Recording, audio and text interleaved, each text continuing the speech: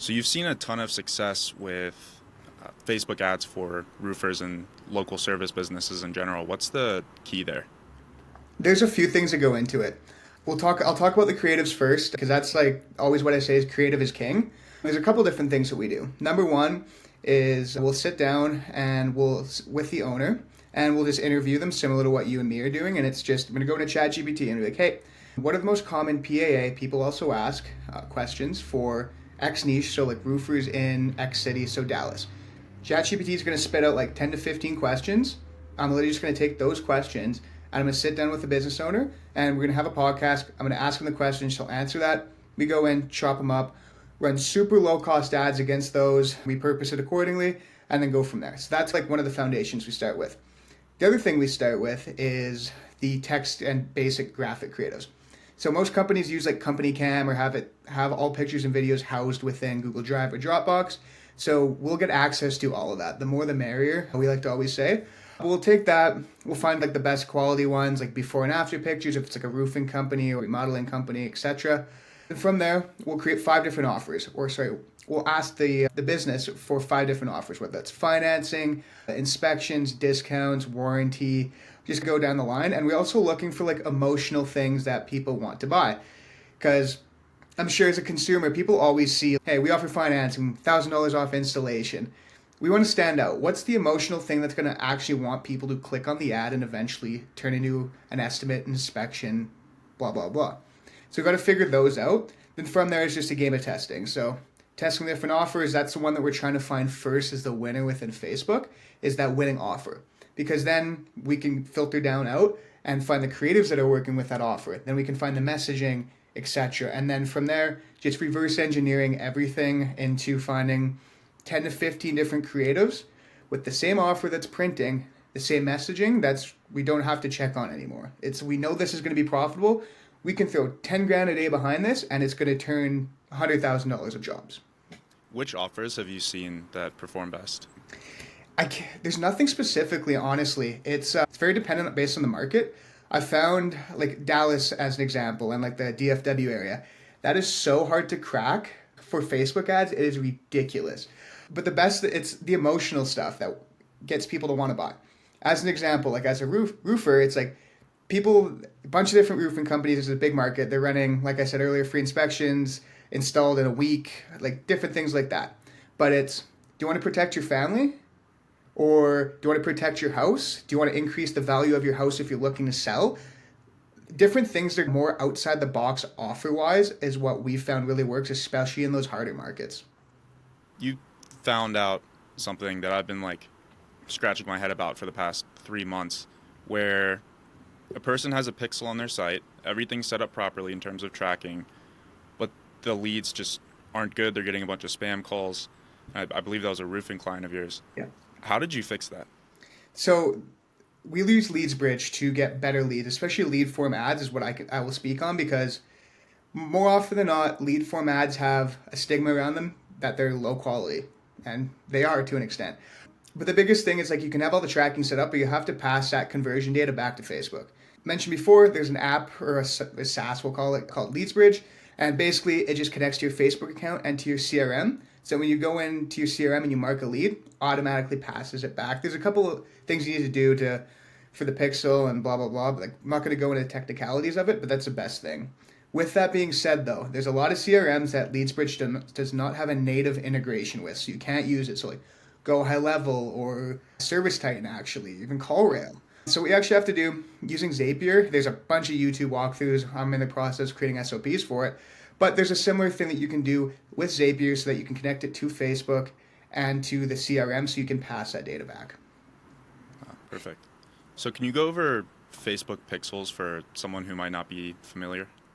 For sure. So if you don't have a pixel installed on your site or don't have a pixel at all, or maybe it's in the ad account but it has no data received, the biggest thing that we found is you can't jump into bottom of funnel ads right away. What I mean by that, you can't jump into lead form ads and call ads right away. You have to let Facebook learn a little bit about who your ideal customer is. So the best thing you can do is just use the creatives that I talked about earlier, but just run like an engagement campaign. So just pure website traffic, leave the targeting broad, and let Facebook learn who your ideal client might be And then from there, that opens things up to retargeting campaigns down the line. And then you can jump into bottom of funnel campaigns. Nice. Can you go into retargeting campaigns? Yeah. So it's easy to win in Facebook ads for local, especially because it's just you're targeting one city, one state. But in harder markets, as I mentioned earlier, and even in the easier markets, retargeting is very important. And the things that we like to do is website video, Facebook page engagements, Instagram page engagements, and anybody who's opened the lead form and completed a step or two in it but didn't submit it. So if you do all those, it's super simple to do when you create the campaign. You can just create custom audiences within, leave the retention about 90 days because you're still somewhat top of mind, but it leaves enough people so that the ads can actually reach them. Basically, you're paying for the traffic anyways. You may as well use that and use like a super low cost, like $5-10 a day for retargeting campaigns. So on seasoned accounts, if you have the pixel with a lot of data and you've been running ads for a while, but you're still seeing the issue of bad leads, it goes back to my previous point where you're not passing that conversion data back to Facebook. More often than not, you probably have a CRM. The leads are probably going into that. It's connected to Facebook, all that, but you're missing that one key step, passing that data back. So like I said, looking at something like LeadsBridge or Zapier, in order to do that, it's super easy to set up. Doing that will help you get better leads. How many businesses do you think aren't doing that? Oh my God. 99%, especially in the home service space. Like I've talked to a few marketing firms. I mean, I have my own opinion on that and marketing firms in the local space, but they don't even know how to do that. And they're not doing it for themselves. Like us, one of our biggest lead generators is ads. How do we get better leads? Passing the data back. And it's just a simple step. It takes you maybe 2 hours, especially if you don't know, just watching YouTube videos and setting it up properly. It's not that difficult, but a lot of people miss that step. Do you want to talk about your business more? I don't even know what to say too much about it, but other than remark, a little bit about vision management and me. So I started out in the B2B space for doing that for about the past year and a half, I would say. Within the last 6 months, transitioned to working with home service and local service companies. And the reason for that is we found it a lot easier to get results for those clients because the B2B side, you're competing on the national, sometimes even international level. And it's very tough. It takes a lot more people to scale, at least on our side. I ran into a hiring problem and I didn't really see a way around that without kind of going like the typical route where it's like, okay, go get office space, start hiring people for 50, 60 grand a year who are the same skill level of VAs overseas. And I just didn't feel like that was worth it. And I've been contemplating going into local service for a while. About 6 months ago, made the decision to switch, rebranded, so to speak, and it was just changing website copy and that sort of thing. But like I said, we're really good at ads on the B2B side, and then like let's run some ads for myself, let's see what happens.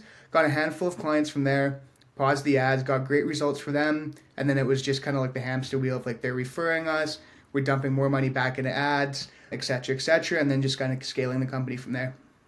Do you agree that local service businesses are 20 times easier to help than like national and international businesses, or Oh yeah, it's not even close. Like it's so much easier. It's the same thing every time? the same thing. Like there's a little bit differences, like offers, creatives, like something that's going to work in Ohio might not work in Texas, but regardless, it's the same formula over and over and over again. Yeah, that's what I love about it, honestly. Oh yeah, and the local service owners, they're so much better to work with too. The Yeah. B2B guys, a lot of them, you have to go up chains of command, and especially working with bigger companies, and there's a lot of ego. Yeah. Granted, there isn't any type of business, but the local service people I can just relate to a lot more and frankly have better conversations with. Yeah. They're much more down to earth for sure. 100%. Awesome. I suck at this. What else? We'll go into you. Do you want to talk a little bit about LSA and the fundamentals of it? Yeah, I think it scares a lot of people away because it's almost its own CRM, and there's a bunch of different tabs. It's a difficult platform to navigate if you don't understand what you're doing. But once you realize how simple it is and how easy it is to have an LSA account that is just crushing and getting you a lot of leads at a low CPL, like business owners are just like, how did I not know this before? Like all the clients that I've worked with, I know for a fact within a week I can get them leads just from local service ads. It's just so easy to set up. I think one of the main things is The only way you can lose with the local service ads account is either you don't have a strong GBP, so you have like 4 reviews or something like that. And then the other way is having a CSR team that does not mark leads. I'd say those are the only 2 ways you can mess LSA up. It's so easy. One thing I've noticed is that a lot of business owners, ones that don't understand LSA fully, when they come to me, they're the ones that are marking the leads, or they expect us to be marking the leads as an agency. And the only way that you can make an LSA account work is to have the CSR, the person that's answering the phone calls from potential clients, to be marking leads. What would you say to people? Because we see a lot where they've tried LSA before, but they're spending a lot of money and the CPL isn't low. How do you get around that? I mean, so there's 2 different bidding strategies you can do on LSA. One is max per lead, and the other one is just like a weekly budget. If you're getting if you're paying too much for leads, I would try to do the other bidding strategy. But at the end of the day, LSA, like it's competitive, and if you're in a competitive area, there's sometimes no way around paying a lot per lead.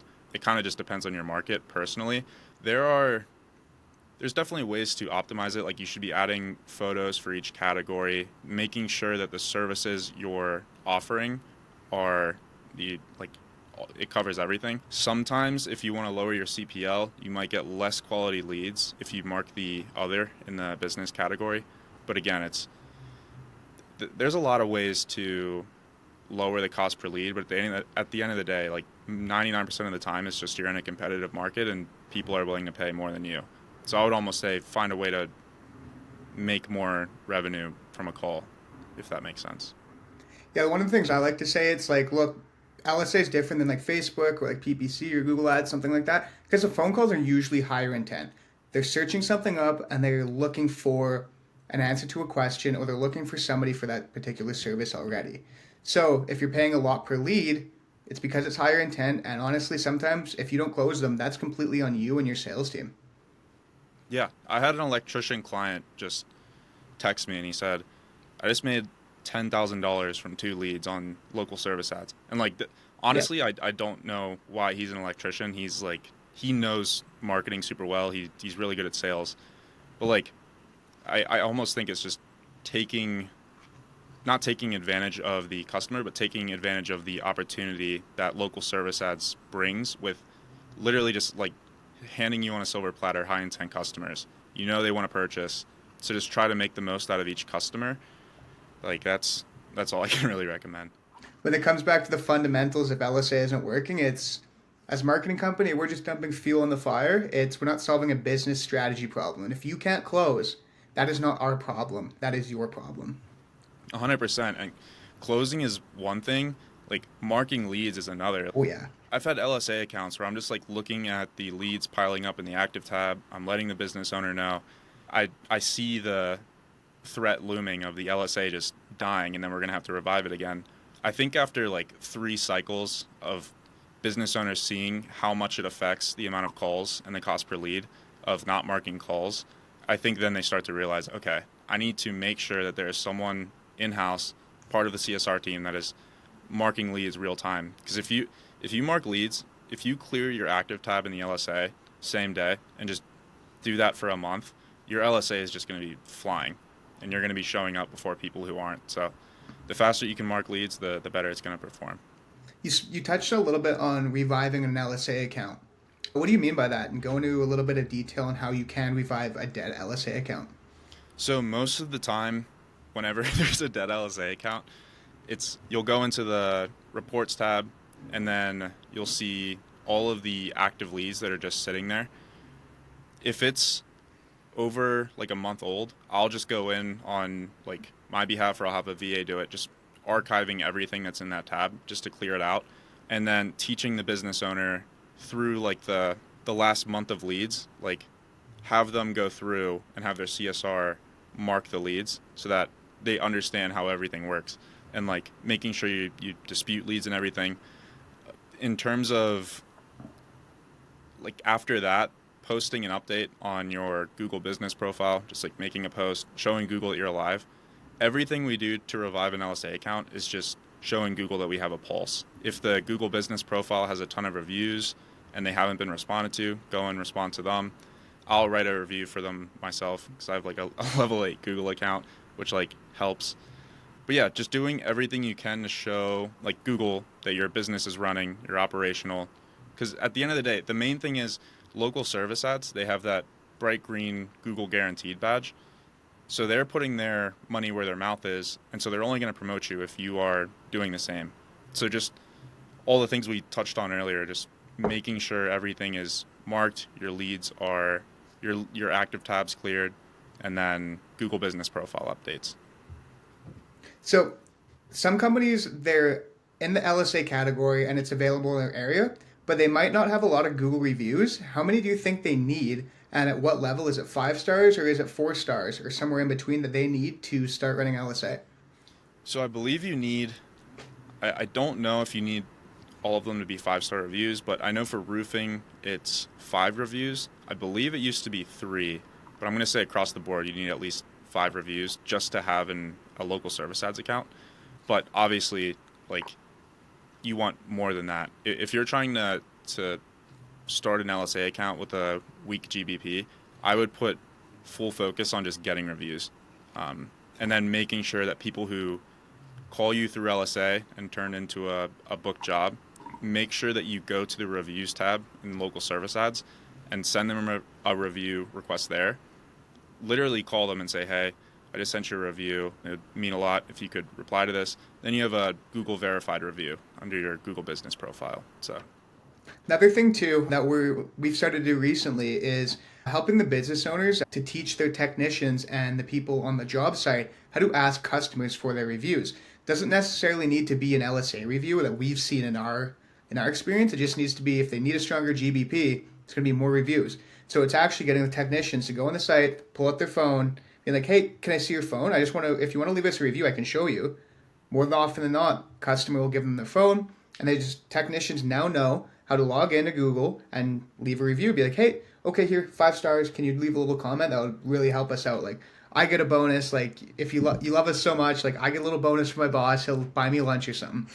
Something like that also helps a ton, and it's a big gap. Like, there's a lot more that goes into just like getting reviews that helps us out and helps a business out eventually to help them scale past that 7-figure mark or scale beyond that.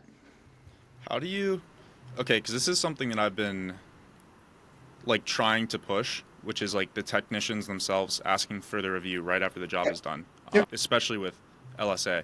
How well does that work? How many business owners are receptive to it, and what have you noticed that makes business owners actually implement it?